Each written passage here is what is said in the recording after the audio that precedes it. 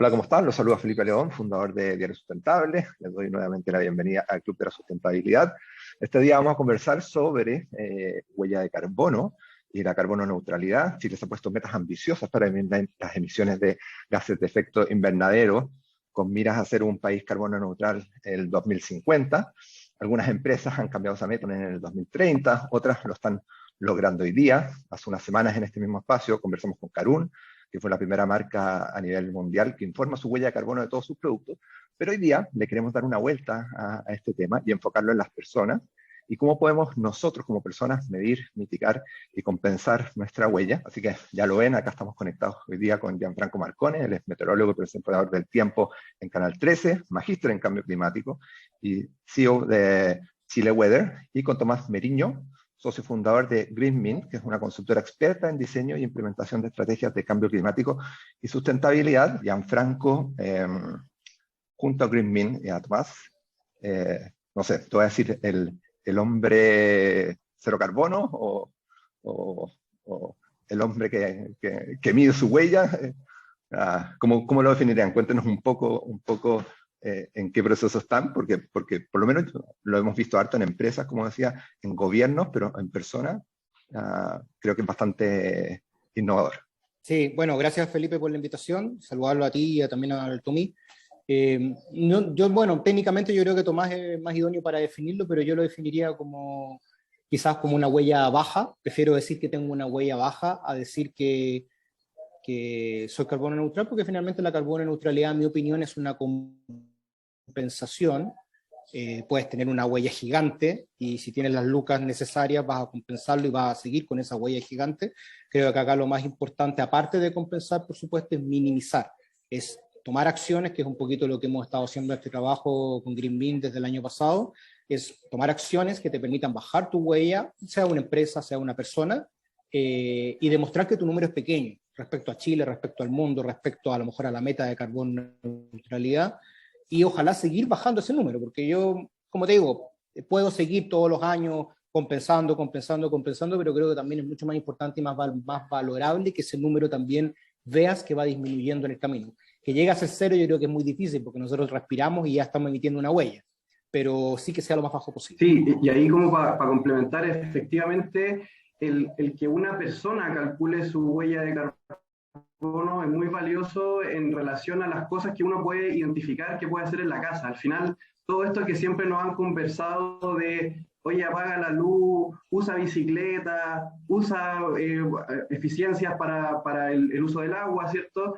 A través de un indicador como la huella de carbono se pueden reflejar todas esas acciones, y es parte de lo que pudimos evidenciar también junto con Gianfranco en el cálculo de la huella de carbono, cuando hablamos de, por ejemplo, que una persona en Chile tiene un impacto asociado a 4.7 toneladas de dióxido de carbono equivalente al año, y a través de diferentes iniciativas que son las que ha desarrollado Gianfranco, entre otras, y ahí tú complementame también, Gianfranco, compostaje, reciclaje, cambio de movilización, implementación de energía renovable en la casa, el indicador de Gianfranco bajó de este promedio de 4,7 a alrededor de 1,9 toneladas. Entonces, es evidencia clara de que el tomar acción en la casa y de poder implementar ciertas iniciativas en pos del cuidado del medio ambiente tiene un impacto relevante. Sin embargo, como bien decía antes Gianfranco, nunca va a ser cero.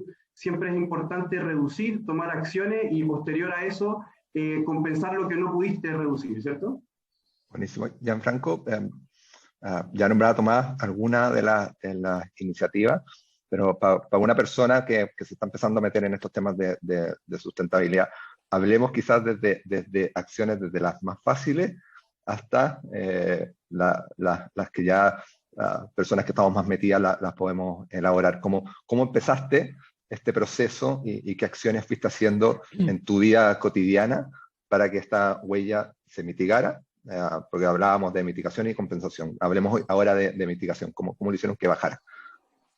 A ver, es algo que no, no es fácil. Idealmente sea rápido, creo que es lo ideal porque la crisis climática va avanzando rápidamente, por lo tanto tenemos que también tomar acciones rápidas, pero no es algo que es desde el día para otro, porque tiene que ver con un cambio de cultura, tiene que ver con un cambio del día a día de tu casa. ¿ya? Entonces no son cosas que son fáciles de hacer porque yo al menos, y siempre lo digo, me siento un hijo del plástico porque nací en esa época, en los años 80, por ahí era niño, en esta revolución que llegó de que era comprar algo, tomártelo y botarlo donde sea, y te olvidabas y del problema, que era el residuo o el envase. Y de la lata, y te deshaciste de la lata de tener que ir con la botella de vidrio, que era pesada, que se podía quebrar, etcétera, etcétera.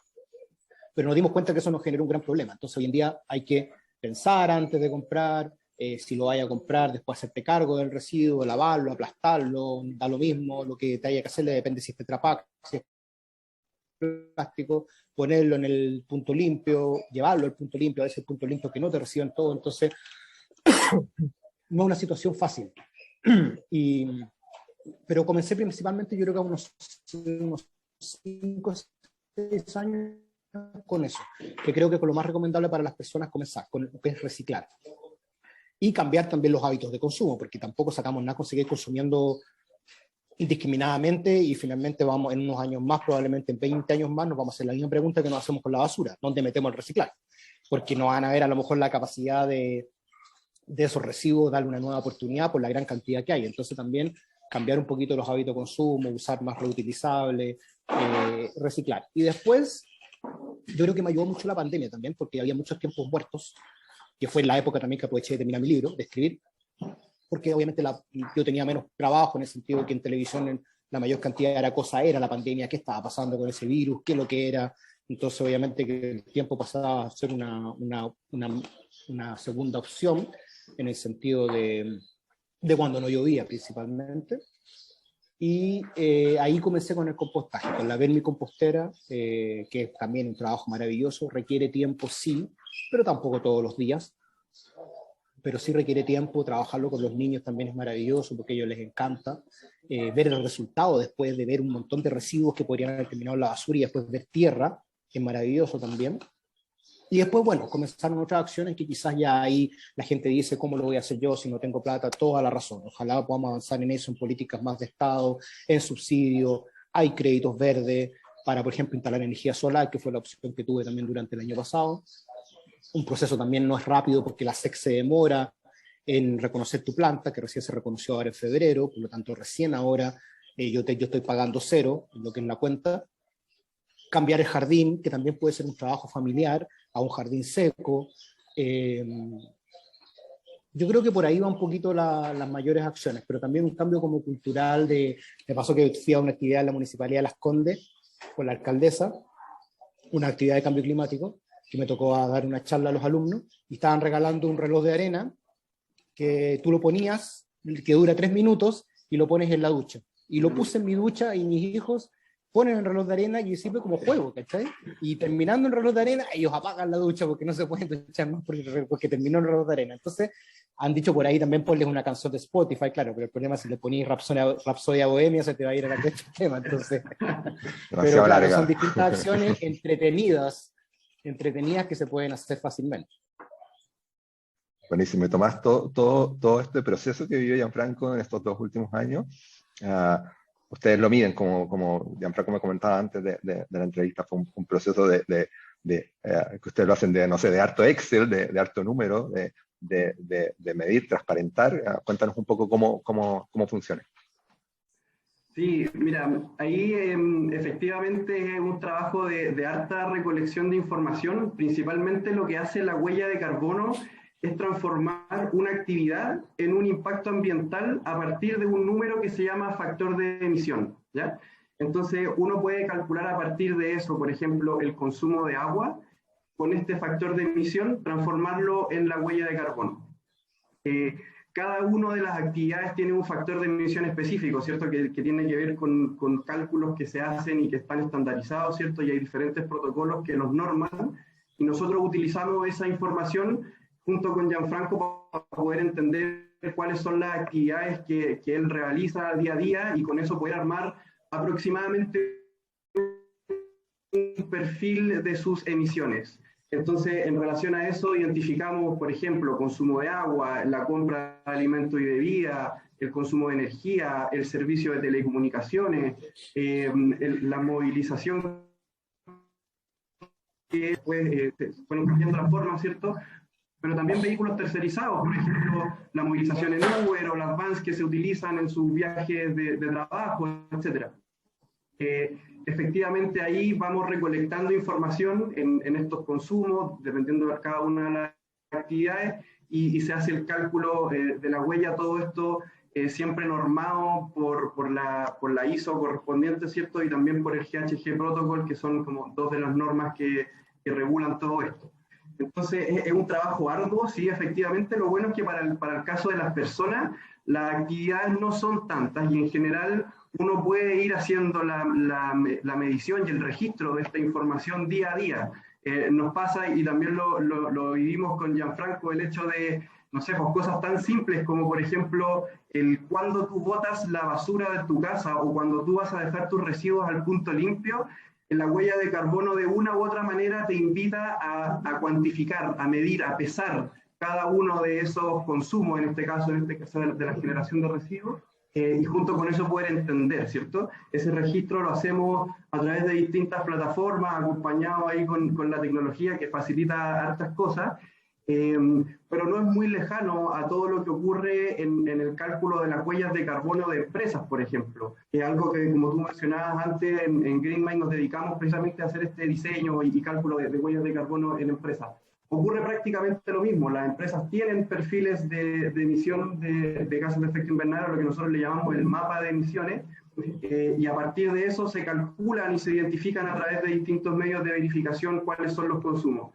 Y nos invita también, y esto es muy importante y algo que me gusta hablar mucho cada vez que tengo la oportunidad, nos invita a conocer cuáles son nuestros consumos. Cuando a uno nos preguntan, oye, ¿cuál es la generación de residuos de una persona en promedio? Más o menos uno sabe que existe como un dato que lo entrega el ministerio, ¿cierto? Hablamos en Chile de aproximadamente 1,1 kilogramos de residuos por persona, pero cuando te preguntan cuál es tu consumo de agua al día, o cuál es tu consumo de energía al día, es algo que está todos los meses en la cuenta que uno paga. Sin embargo, uno siempre le pone el ojo al dinero, digamos, ¿cierto? A lo que realmente es el costo monetario, pero no al consumo, que finalmente es lo que uno realmente está pagando y sobre lo que uno puede hacer gestión.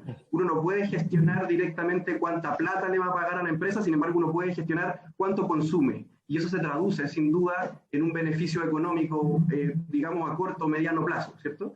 Entonces, como para reforzar la idea, la intención y lo bonito que hay detrás de la huella de carbono es poder conocer cuáles son los distintos consumos que uno tiene y a partir de eso hacer gestión en distintos tamaños, ¿cierto? Y a través de las personas, como lo que mencionaba Gianfranco, con todas estas estrategias de cambiar el jardín, a implementar, ¿cómo se llama?, techos solares, pero también aplica para el caso de las empresas, es la misma idea. Digamos. Sí, y aportando un poquito ahí en lo que dice Tommy, estaba justamente acá revisando un informe, y claro, tú puedes darte cuenta por los alcances en qué parte está tu mayor huella o tu mayor daño, podríamos decir, y dónde puedes ir minimizando. Por ejemplo, yo en el alcance 1, que es gas y combustible, ahí Tommy, tú corrígeme por favor si hay algún error, es 0,90, me parece bastante baja, pero igual siempre se puede hacer algo, y seguramente este año va a bajar más, porque el año pasado hasta septiembre yo tuve autocombustión, de septiembre en adelante ya no tuve, por lo tanto este año seguramente esa huella va a bajar mucho más. Si me voy al alcance 2, que creo que es el menor que tengo, que es justamente el consumo de energía, porque claro, también está el aporte de Tommy, no sé si aclárame tú, consumo de energía se refiere a justamente la energía de que ahora están los paneles solares o otra energía. No, es la energía proveniente de la red. De la red, claro. Es una huella de 0,00037, es decir, es muy, muy baja. Y acá todavía no está la planta solar 100% de todo el año, entonces seguramente esa huella va a bajar mucho más durante este año 2022. Y la 3, que es la que tengo que trabajar, que es 1,54, pero es que en realidad son cosas que, si bien se pueden trabajar, son cosas del día a día, que lamentablemente hoy día están posicionadas, que es el internet, el teléfono celular, que es con lo que uno trabaja día a día, entonces ahí quizás está la compensación. Uno dice, chuta, ya esto lo puedo bajar menos, por lo tanto acá compenso, pero también están los alimentos bebestibles, lo cual también se puede hacer un trabajo, los residuos, que yo he hecho un trabajo importante y de hecho la huella de los residuos comunes es 0,01, es muy baja. Acá no sé si también Tommy está lo compostado, lo reciclado y lo que se va a basura. Sí. Justamente. Entonces ahí uno puede, según el alcance, ver, esta es la huella más grande, que 1,54 es baja, pero en este tengo que hincarle el diente durante este año. Claro. Ahí solo como para complementar, la idea del alcance está muy pensado como en el ámbito organizacional, ¿cierto? Porque tiene que ver con el grado de responsabilidad que tiene esa actividad en función de lo que hace cada una de las organizaciones, ¿cierto? Entonces, cuando hablamos, por ejemplo, de alcance 1, son aquellas emisiones que dependen directamente de las empresas y ahí, digamos, como en la extrapolación a lo que ocurre con las personas, llevamos a cuestiones como consumo de gas, consumo de combustible de vehículos propios o de equipos propios. Eso tiene que ver con el alcance 1. El alcance 2 siempre hablamos de energía, de abastecimiento de energía, y el alcance 3 tiene que ver con aquellas emisiones que son indirectas, vale decir, son de empresas, organizaciones, o etcétera, que no tienen que ver, o que no son de propiedad, digamos, de quien está calculando la huella. En este caso, ahí hablamos de lo que mencionaba Gianfranco, de, por ejemplo, los movimientos, los transportes tercerizados, porque Gianfranco no tiene un auto propio, sin embargo, igual tiene que moverse, ¿cierto? Y hay una van de por medio, y hay un taxi de por medio, etcétera, y eso se considera dentro del cálculo. Ahora, ¿por qué es alcance indirecto? Porque uno no puede hacer gestión directa, digamos, sobre el taxi. Uno no puede decirle al chofer, oye, maneja de manera más eficiente, ¿cierto?